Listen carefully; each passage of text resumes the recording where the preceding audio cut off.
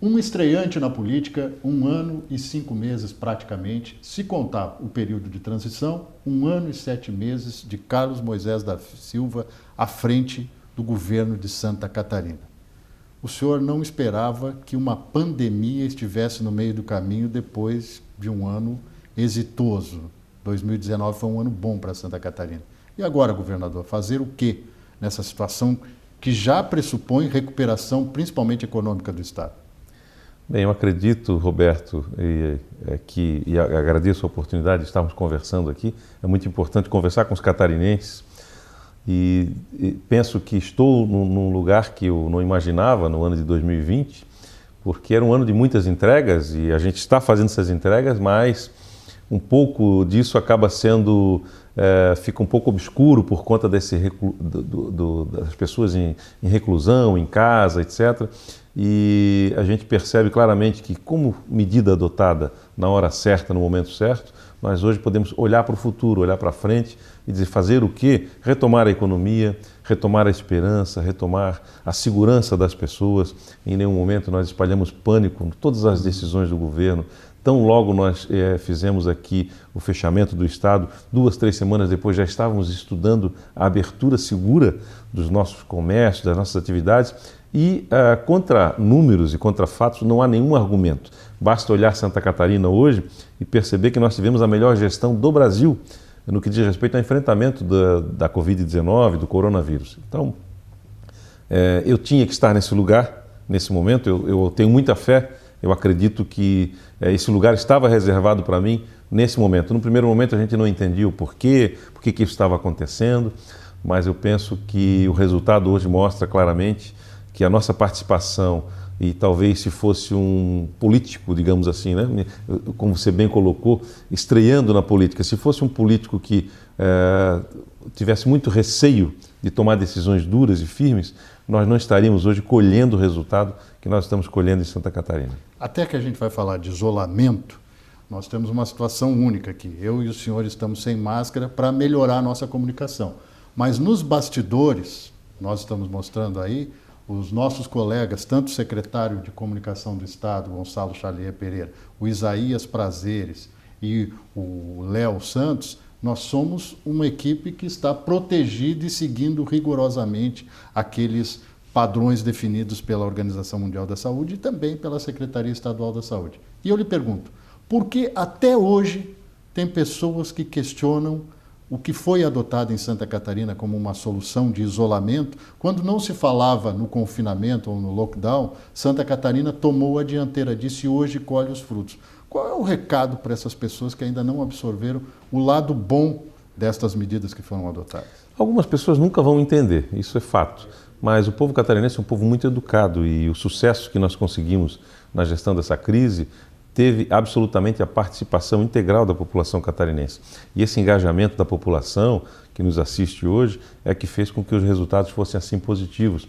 E tão logo a gente tomou essa iniciativa, muito antes dos outros estados, até é importante dizer, nós percebemos que a nossa retomada econômica, a nossa segurança no desenvolvimento, ela começa a aparecer mais claramente. Nossa economia já começa a dar sinais de retomada.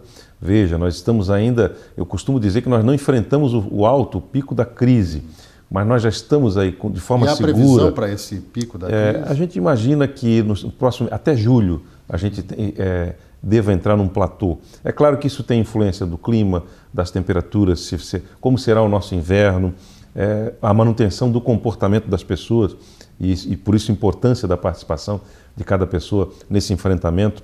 Nós estamos retomando de forma segura. Nós trabalhamos nesses últimos 90, 100 dias intensamente para criar normas que nunca existiram na humanidade, pelo menos assim de uso coletivo, para que a gente enfrentasse essa crise. Mas evidentemente tem um componente político e aparentemente quando a gente vê que tem uma CPI dos respiradores na Assembleia, há 5 pedidos de impeachment do governador também correndo no Legislativo. E fora ainda o processo de maior investigação na história do Estado que está sendo feito sobre esse episódio, com Polícia Civil, Ministério Público, Tribunal de Contas, ainda sindicâncias internas do governo e uma ação civil pública correndo no Judiciário sobre o mesmo tema. Mas mesmo assim, muita gente insiste que é o calcanhar de Aquiles do governo. que o senhor já dissecou desse processo da compra com pagamento antecipado dos respiradores? É um grande problema? O senhor tem um norte do que aconteceu para levar a essa situação? Mais de 15 unidades da federação foram afetadas com situações, negócios que foram propostos que não foram cumpridos, né? Essa crise não foi só de Santa Catarina, foi do Brasil inteiro em quem tentou comprar respiradores. O governo de Santa Catarina tomou a iniciativa primeiro de investigar esses contratos, enfim, esse fornecimento. Segundo, a primeira iniciativa de recuperação dos bens que eventualmente foram lesados em Santa Catarina, qualquer prejuízo ao erário, aos cofres públicos de Santa Catarina, foram tomadas pelo governo do estado. Nós já recuperamos 11 milhões de reais desses 33, estamos agora em negociação para mais 2 milhões, então nós temos aí 13 milhões dos 33 e nós pretendemos repatriar todos os valores que foram colocados, que foram enviados para a China na compra desses respiradores. Então, todas as atitudes do governo de Santa Catarina, junto com a Fazenda do Estado, que intermediou, verificou negociações que estavam acontecendo a posteriori, depois dessa transação, para que a gente seguisse o dinheiro. O governo de Santa Catarina não tem compromisso com o erro, nós tomamos a medida certa, estamos recuperando, mas também, obviamente, que somos vítima de uma busca pelo mesmo objeto no mundo inteiro. Lhe preocupa essa questão da profusão de pedidos de impeachment na Assembleia, alguns até por conta do isolamento social que o senhor propôs para combater a pandemia? Veja que aí já dá uma fragilidade, inclusive até nos pedidos, né?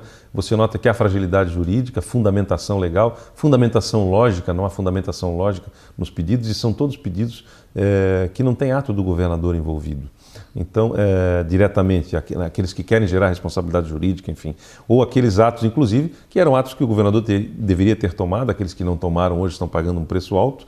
Então, veja, se você não toma atitude, alguém poderia lhe acusar de omissão. E se você toma atitude, politizando o fato, dizem que essa atitude não deveria ser tomada. Tanto os impeachments quanto a própria CPI, eu percebo que já há instrumentos de controle, o Tribunal de Contas, o Ministério Público, que são absolutamente isentos, independentes, e que estão recebendo a colaboração do governo de Santa Catarina, além da atuação. Eles já são estruturas para investigar tudo o que está acontecendo aí.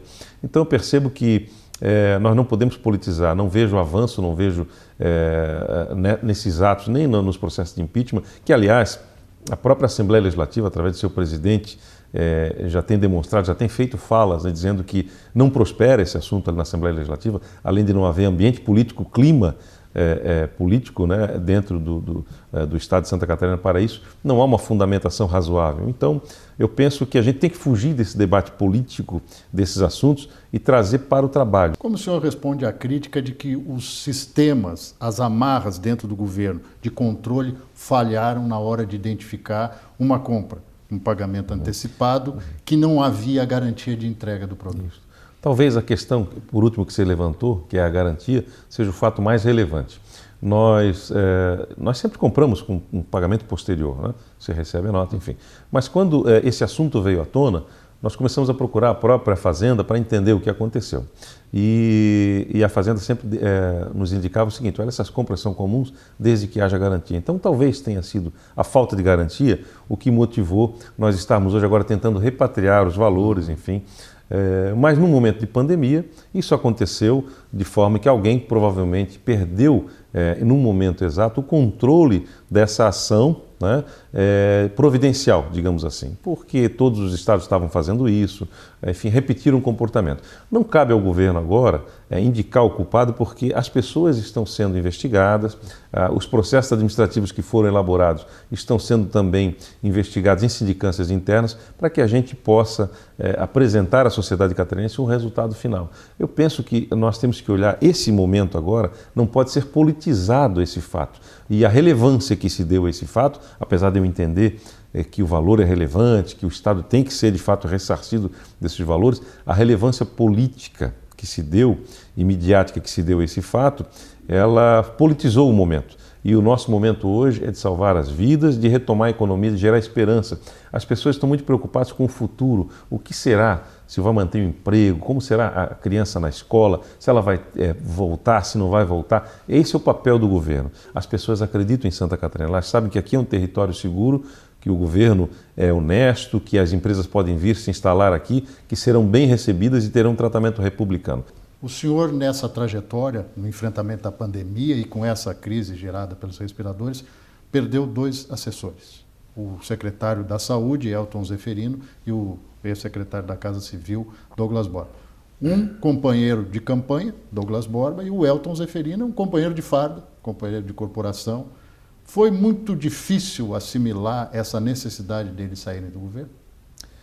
Bom, o governo é feito por pessoas, óbvio que cada um que passa deixa a sua contribuição, especialmente no caso do Dr. Elton, ele fez um gesto, ele disse, olha, eu preciso sair, distensionar, enfim, foi uma decisão pessoal dele, né?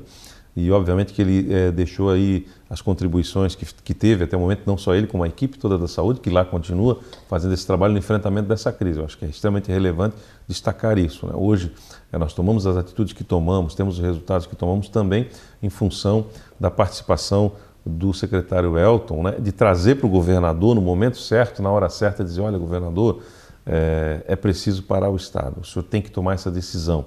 E a decisão política foi minha, obviamente. Então, baseado em informações técnicas, nós quando detectamos o primeiro caso de contágio comunitário, nós tivemos vários casos que foram apontados como comunitários e que não eram. E a gente toma ou não toma decisão. Até o momento em que a gente, de fato, entrevistou as pessoas, detectamos o caso de contágio comunitário e tomamos a decisão. Então, isso é uma construção. Todos que passaram pelo governo, tanto o secretário Douglas quanto o secretário Elton, tiveram seu momento de contribuição. Quando deixa de ser número para ser nome, Roberto, Moisés, isso muda totalmente na vida das pessoas. Então o catarinense que está nos assistindo agora, ele sabe exatamente do que nós estamos falando, porque eu comecei a receber alguns nomes de pessoas que hoje estão em UTI, do meu convívio pessoal, tanto daqui de Florianópolis, quanto lá do Sul, lá em Tubarão, pessoas que eu conhecia, que eu convivi, e a notícia chegou, sabe fulano, sabe fulana? Pois é, está em estado grave na UTI. Quando você deixa de trabalhar números e trabalhar nomes, isso muda no cenário das pessoas. O grau de importância dessa atividade que nós temos hoje, ela deixa de ser politizada, ela deixa de ser banalizada. Eu nunca perdi uma noite de sono no meu primeiro ano de governo. A partir do dia 17 de março, eu comecei a me preocupar muito com 2 questões. Como eu poderia manter o equilíbrio da economia catarinense, preservar empregos, fazer com que as pessoas realmente pudessem conviver com essa nova realidade que atingia o mundo e, ao mesmo tempo, salvar o maior número de vidas. Então, isso me tirou o sono. Isso me tirou o sono porque eu tive que tomar medidas duras, quando ninguém acreditava, quando de forma solitária nós decidimos, e hoje nós estamos colhendo um resultado que eu tenho certeza que um dia, eu sei que ainda é cedo, mas um dia a população vai olhar para trás e vai dizer, bom, ainda bem que nós estávamos diante de um quadro que havia pessoas corretas na administração pública que tomaram decisões imparciais, decisões importantes, mas ao mesmo tempo corajosas, e que hoje nós colhemos o resultado que colhemos. Hospitais filantrópicos têm um papel importantíssimo nessa capilaridade do sistema de saúde em Santa Catarina. Eles eventualmente voltaram a reclamar de falta de repasse de recursos, de necessidade de mais recursos. O governo tem uma posição para dar a eles? Houve uma demanda muito grande para alguns hospitais, inclusive eu me reuni com um grupo de diretores aqui recentemente, e eles colocaram que alguns hospitais, por exemplo, que não recebiam dinheiro público, não recebiam R$1 do Estado, só SUS, enfim, passaram a receber R$2 milhões por mês. Outros valores, 500 mil, 700, enfim. Alguns que não recebiam sequer R$1 do Estado, passaram a receber 2 milhões. Só que a demanda gerada pela Covid-19 foi tão grande que o déficit desses hospitais aumentou. Então, é um esforço realmente de nós nos unirmos, né? Nós temos uma política muito favorável aos hospitais filantrópicos que nós estabelecemos desde o primeiro ano de governo, que era exatamente a nova política hospitalar. E os hospitais, eles, em função do zelo que nós temos com o dinheiro público, eles tinham que dar resultado e comprovar o resultado, e aí eles receberiam valores a mais. Em 2020, nós suspendemos essa política de cobrar o resultado e só repassamos integralmente para todos que estavam cadastrados conosco, que estavam na rede filantrópica nessa nova política, repassamos o valor total mensal para cada hospital. Mesmo assim, a gente sabe que isso não é suficiente, mas é um modelo que Santa Catarina tem, que concilia uma gestão, quase que um modelo de gestão privada, particularmente, né, dentro dos hospitais filantrópicos, mas que concilia também verbas públicas, tanto do SUS quanto do governo de Santa Catarina e, eventualmente, em algumas regiões, até recebendo algum aporte municipal. Reabertura de algumas atividades, por exemplo, esporte, futebol, outras atividades esportivas e os shows, os eventos. Perspectiva. Bom, os jogos, por exemplo, futebol, nós temos um campeonato, né, que está se discutindo muito isso, fica com os clubes, porque a liberação é sem público, né? Então eu acredito que é um entretenimento muito interessante, não só o futebol, mas os outros jogos, enfim, que possam ser administrados de forma sem público, ser transmitidos, isso tudo é muito bom, vai renovar a esperança das pessoas. A questão da reforma da Previdência dos Servidores Públicos é um projeto abandonado para esse ano ou vai ser retomado tão logo as coisas voltem ao normal? Nós entendemos que ela é fundamental para que haja um enxugamento da máquina pública, para que haja uma contenção de gastos e para que haja sobrevivência, inclusive, das aposentadorias. Ele é um projeto para o futuro, não é um projeto para esse governo, o governo Moisés aqui, ele não é um projeto para 4 anos, ele é um projeto que visa um resultado daqui a 15, 20 anos, que a gente tenha um equilíbrio maior nas nossas finanças públicas, porque a previdência é deficitária e nós tiramos dinheiro mensalmente das contas, mais de 300 milhões de reais, 350 milhões de reais, para aportar nas aposentadorias para cobrir o déficit da Previdência. Então, esse era um assunto de primeira ordem para a gente quando ele foi aportado na Assembleia Legislativa, tanto que aportou como regime de urgência, depois, face à pandemia, foi suspenso, nós pedimos a solicitação para suspender, depois que retomou-se a votação à distância, esse assunto começou a ser ventilado e hoje já é consenso entre nós e os deputados de que é um assunto, eu entendo, que tem que ser retomado, sim, ainda esse ano? E tem que ser resolvido este ano.